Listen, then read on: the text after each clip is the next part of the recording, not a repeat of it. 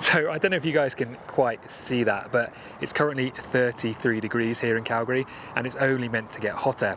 And it's been like that for the last few days here in the city and in the mountains, and that wildfire smoke has blown in and well and truly taken over the mountains. It's making hiking and photography super hard. And in some ways I hate to say it, but this weather has me pining after colder temperatures and longing for winter. So to cool us all down a bit and get us ready for those snowier days, here are my top winter photography locations in the Canadian Rockies. The town of Canmore is an ever-improving winter photography destination for me. The more I visit on those chilly winter mornings, the more compositions I begin to find. With Harling Peak and the Rundle Range looming over the town, the warm lights from the homes below contrast beautifully with the golden tones of the snow-capped peaks. This shot with the hoodoos framing the scene is one I'll definitely be back for when there's some more fresh snow. However, the mountains in Canmore don't stop there. The three sisters, Faith, Hope and Charity, can be seen towering above from almost anywhere in town, whether it's from the Bow River, the town itself, or from the famous Policeman's Creek. They're a worthy winter photo stop. Early season, before a big freeze, Policeman's Creek offers open water, distinct ice formations, and stunning reflections. Perfect with some sunrise glow. However, as the creek freezes over, not all opportunity is lost. Check out along the bank of the Bow River further down, or just shoot without the water at all. They can also be seen from the engine bridge, with the mighty unfreezable Bow River offering a leading line towards the peaks.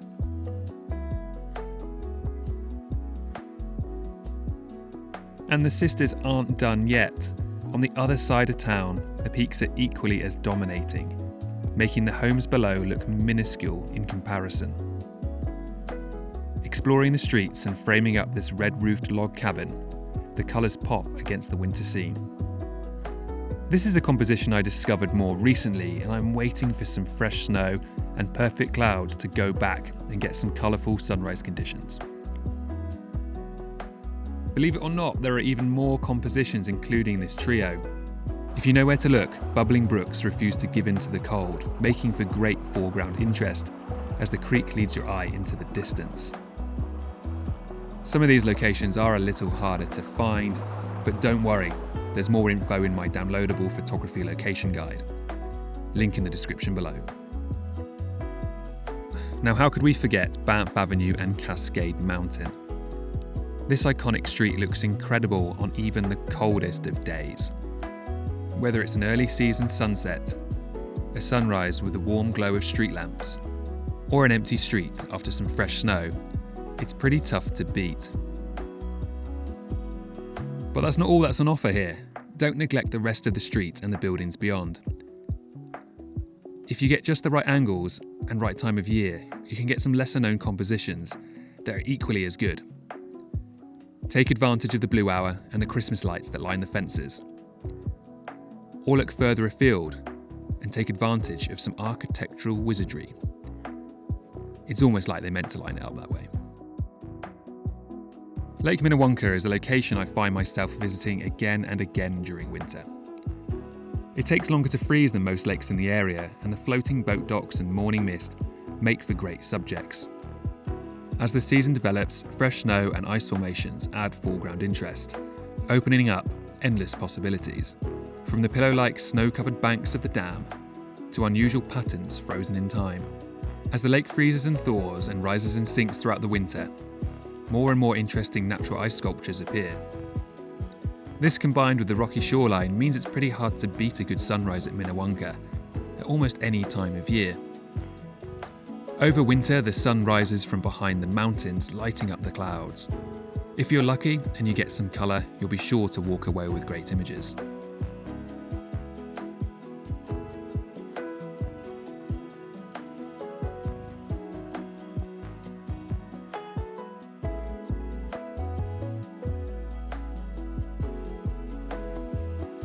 One of the best things about this lake, though, is that it also photographs well later into the day, especially during winter.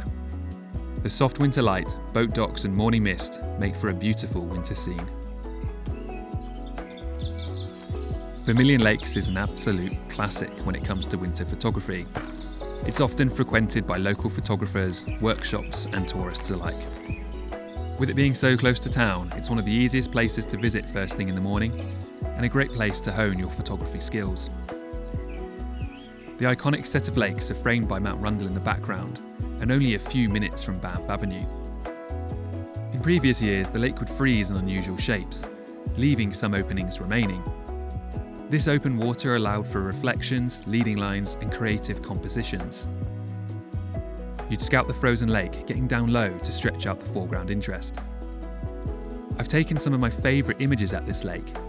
Even though the main subject remains the same, the foreground was often varied and unique. However, I'm not sure what changed, but it feels harder to get shots like this nowadays.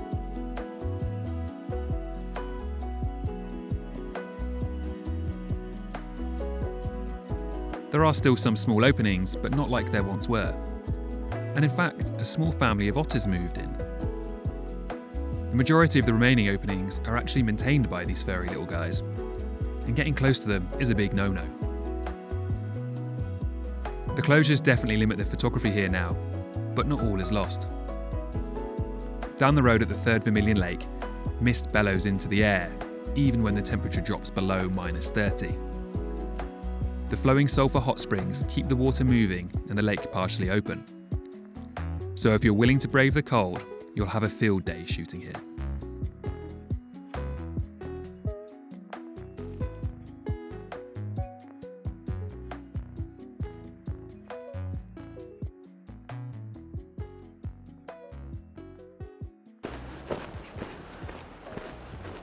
"20 minutes out of town, just off the Bow Valley Parkway, lies Castle Junction, home to the distinctive Castle Mountain. Once again here, the Bow River is doing a lot of the heavy lifting. The fast-moving river keeps water open, making for a more interesting winter scene.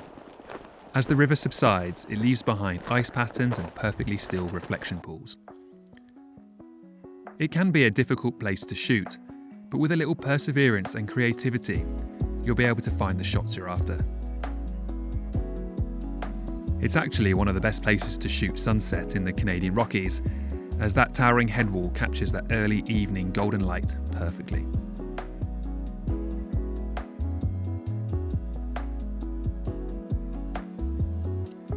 Castle Mountain steals the show from multiple locations, and the most famous has to be that of the Bow Valley Parkway. The winding tree-lined road frames the mountain perfectly, and shooting with a longer lens gives you a little compression, emphasising its prowess. It's easy to drive by the spot without ever noticing the view, but when you do, stopping and taking out the camera is well worthwhile. Now, I imagine you've heard of Lake Louise. It's pretty hard to ignore. In the summer, the shores can be really crowded, but if you find it on a cold enough day, you might just get part of it to yourself. Early season is one of the best times to visit. With any lake in the Rockies, fresh snow and open water really is the holy grail. However, when it first freezes over and canoes make way for skaters, it can easily look just as good. And also don't forget to walk a little round the lake and turn back and take in the Chateau Lake Louise, an often neglected view. During winter, I find my attention drawn away from Victoria Glacier and towards this warm little lakeside canoe hut. It really steals the show at this time of year. If you arrive early enough into blue hour, the warm glow of the hut lights look fantastic against the cooler background. Even once the lake is fully frozen deeper into winter, there's often just a slither of open water where the river meets the lake to aid your composition. Now, Bow Lake can be great in summer or winter. However, I have a bit of a love-hate relationship with this lake. I've visited multiple times in hopes of getting the perfect shot over the years. You tend to get clearer reflections in the middle of summer, and often a blanket of white nothingness in the dead of winter. Getting fresh snow and open water here can be a struggle, and it takes some commitment or just sheer luck. Then on top of that, you also have to cross your fingers for good light. But when everything does finally come together, the results can be pretty spectacular.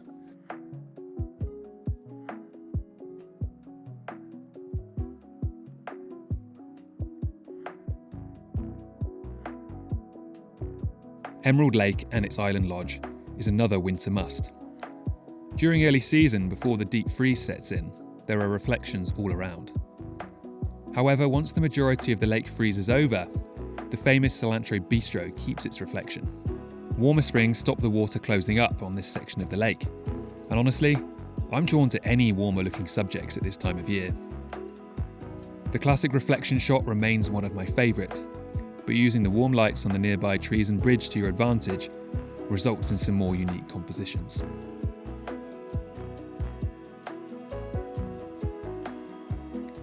Glaciers have to be one of my favourite things to photograph during winter in the Rockies.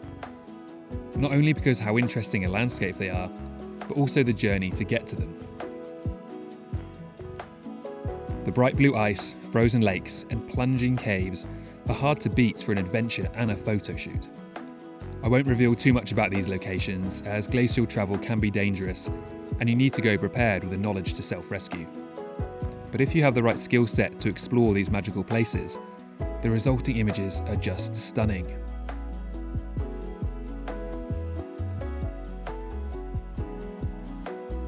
From huge cave systems with blue glacial ice that is thousands of years old, to abstract patterns and cracks on frozen lakes. You can move around and frame creatively, a winter jacket giving a splash of colour against that cool blue ice.